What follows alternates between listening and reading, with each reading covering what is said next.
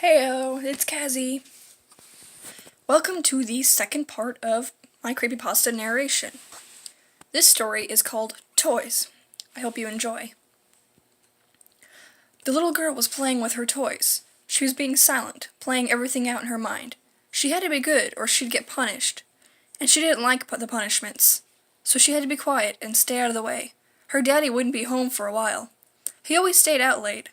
Her stomach was rumbling, but she didn't get up off the ratty carpet. One of the rules was to never get into the fridge without permission. She had to wait for Daddy to feed her. Most of the time he smelled bad and walked funny. Whenever this happened, he wouldn't give her food. She had to sneak it when he was sleeping, but she had to be careful. If he was angry, he would hit her. If she was good and did nothing wrong, she'd be okay. She just had to hide when he got home. If she cried or got in the way, she'd get punished again. But Casey was a good girl. She almost always did what she was told. She wondered when Mommy would come back. Daddy said she left on a trip, but she hadn't been home in a long time. Casey hoped her Mommy was having fun. She hated whenever Daddy was angry or sad after getting home late. He would cry or hit something when he came home smelling bad, but if he smelled normal, it would be all right. Only if he drank that nasty brown drink would he be like that. Casey hated the smell of it. It was so awful, it would fill the house for days. She tried it once to see what he liked so much about it. It tasted really bad and it made her feel weird. She got sick in the bathroom. She hated the stuff. She couldn't understand why Daddy liked it so much if it made him feel that way. Luckily, Daddy rarely drank it in the house. But Casey knew he drank it before coming home. She'd recognize the stink anywhere. And he always acted strange if he was drinking it. He wouldn't be able to walk right and he talked funny. She heard his footsteps on the porch. They were heavy and irregular. She knew he'd been drinking that nasty stuff. She grabbed her toys and ran towards the closet. She stuffed him there and ran into the bathroom. He never bothered her when she was in there. The front door slammed open, hitting the wall. The sound made the girl jump in fright. She was terrified. Her little heart was racing. She hardly dared to breathe. Her hands cupped over her mouth, muffling any sound she might make. Her daddy's footsteps wandered into the living room. The front door closed loudly on its own. Suddenly, on the way to his bedroom, the steps stopped. The floorboards creaked as his weight shifted. Something made a sound on the floor as the boards creaked again.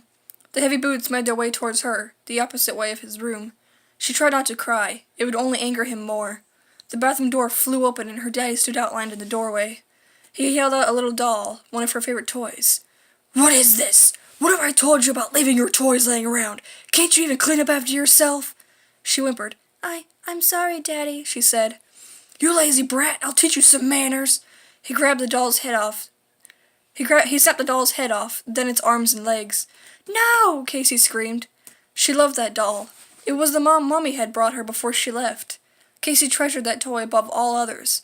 Her daddy's hand smashed into her face. She fell, hitting her head on the sink. A warm liquid ran down her face. She touched her cheek and her fingers came away covered in red. The smell of grown-up juice grew stronger as her daddy knelt beside her. He yanked her hair, pulling her head up. His face was a mask of fury. "You're worthless. Your mother should have taken you with her. It would have saved me the trouble." He slammed her head down, making her ears ring uncomfortably. Maybe that's why she left. She couldn't deal with her pathetic excuse for a child. He kicked Casey savagely in the stomach. She sobbed, curling into herself. She hated this. She hated him. He was always mean to her. No matter what she did, he always hit her and said horrible things. He kept standing over her, about to hit her again. Something changed in the girl. She became angry, very angry. Her lips pulled back in a snarl, much like an animal. The doors of the cabinet under the sink had long come off. She reached in, pulling out a pair of rusty scissors. She didn't know what she intended to do. The man went to hit her again. She lunged up, and before she could understand what happened, the scissors were buried in his abdomen. Red liquid stained her hand. He gave her a shocked look, something she hadn't seen on his face in a while. She didn't stop there. She drew the scissors free and lunged forward again. Her vision didn't seem to be right. The same warm liquid ran over her hands and stained her pretty white dress.